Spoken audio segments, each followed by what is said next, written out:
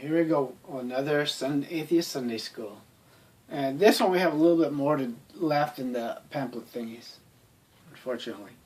But this one continues our Women of the Bible. Priscilla, the wife of Aquila. Lesson 6. You can go to KingJamesBibleOnline.org if you want to see these verses. Traits of Aquila and Priscilla. Acts 18, 1-3. After these things Paul departed Athens and came to Corinth, and found a certain Jew named Aquila, born in Pontus, lately come from Italy, with his wife Priscilla, because that Claudius had commanded all Jews to depart from Rome, and came unto them. And don't worry why you want to come unto me. And because he was of the same craft, they abode with them, and brought, for by their occupation they were tent makers. Supporting Corinth, 54 A.D. Here was a time when Paul was badly in need of a method of supporting himself, for he had an area where he did not choose to permit the people to support him with offerings, and he needed a job. Priscilla and Aquila were tent makers, and as was the custom with all professional men in that day and time, Paul had been taught a trade. There was a saying among the Jews, who does not teach his son a trade teaches him to be a thief. I wish more people would teach their children that. That's a good saying. All Jewish families try to teach their children two ways of making a living. Paul was trained a lawyer and also a tent maker. Following Acts 18, 18-19. Corinth, 54 A.D. Paul felt that it was time for him to leave Corinth and go across to Ephesus. Perhaps he had asked Priscilla and Aquila to follow him, or perhaps they felt led of the Lord to follow. In either case, they were following the man of God. Since God first gave the word, it has been his method of instructing one person and the remainder following the leadership of the one. In all probability, Paul asked Priscilla and Aquila to follow him.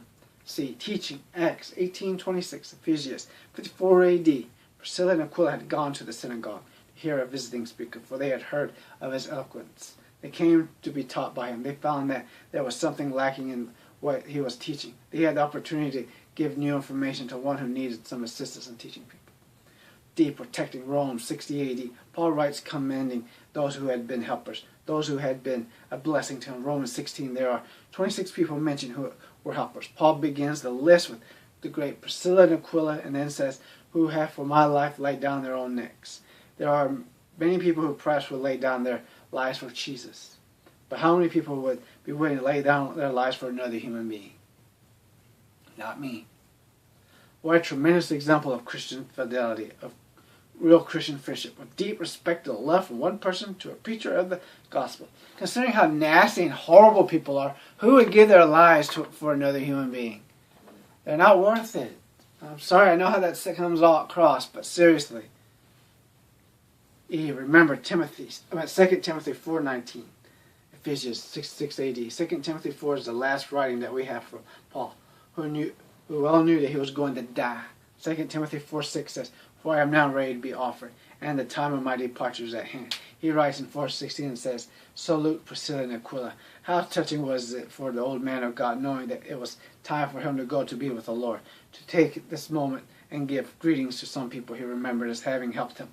You will note in the same chapter in verse 14 that he tells of one who did not help him, but was opposed to helping him. If the time came for your preacher to be with the Lord, how would he regard you as he looked back over his life? Well, if he's about to croak off, he ain't going to be with the Lord. He's just going to be 6 feet underground rotting, unless he chooses to get cremated. 2 traits of Priscilla. Priscilla was an old-fashioned lady. The word Priscilla is a diminutive or nickname for Prisca, which means ancient or antique. This is not alluding to the fact she was an old lady, but to the fact that she was a lady who adhered to the old ways. She was not swayed by every modern trend that came along. There are some old-time characteristics that should never be changed. A lady has the highest compliment paid to her when someone calls her an old-fashioned lady. We might also take a moment here to reflect on the fact that names mean nothing. Mean something. We should be most careful in the naming of our children. For instance, how many children have you ever known whose name was Judas? By the same token, there are other names that have good connotation. We should be most careful to decide which to use in naming our children. Priscilla did not let persecution stop her from serving. Of course, the Christians believe they're being persecuted, which they're not. Priscilla and Aquila had been run out of Rome because the Roman rulers believed that Christians were upsetting their city. They were displaced persons. Neither Priscilla was a Roman citizen or she had lived in Rome so long that she had accepted a Roman name. It was usual for a Jew living in Rome to accept a Roman name, but only after having lived there for many years. This lady probably considered herself a native of Rome. She had to leave her native city because of persecution.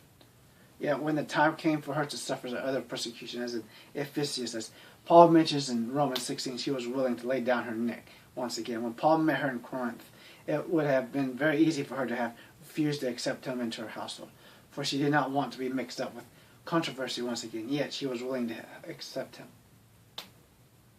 See, Priscilla did not let the spiritual condition of the family determine her spirituality.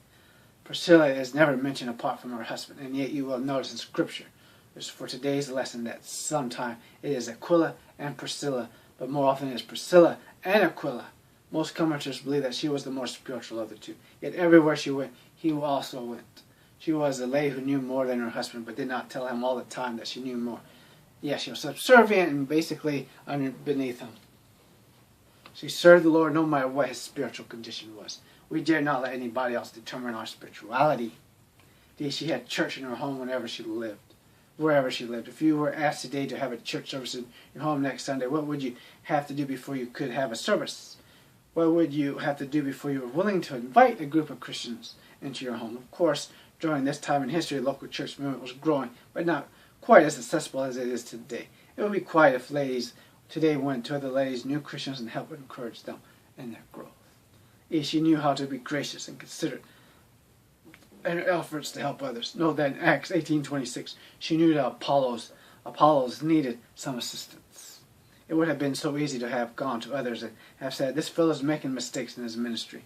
Or it would have been so easy for her to find him in a crowd and say, "I want to tell you where you made a mistake." However, she and her husband called Apollos aside and were used of God to assist Apollos in his effort to convey the gospel. I bet you her husband had to crack down while she remained silent. If she went to hear outstanding men who came into her area to speak, she would never have known that Apollos needed help had it not been her custom to go to hear the outstanding men who came. I doubt seriously that she went to the synagogue to look for mistakes. She went there to learn something on her own. Conclusion, all of us can be preachers or teachers, but all of us can learn from these things done by a simple, old-fashioned Christian lady in helping others through the years of her Christian experience. Memory verse, Proverbs 31:10 and 28:30. Who can find a virtuous woman? For her price is far above rubies. Her children rise up and call her blessed. Her husband also, and he praises her. Many daughters have done virtuously, but thou excellest them all. Favor is deceitful, and beauty is vain. But a woman that fears the Lord, she shall be praised. Ain't that wonderful? What time it is anyways? Dang go.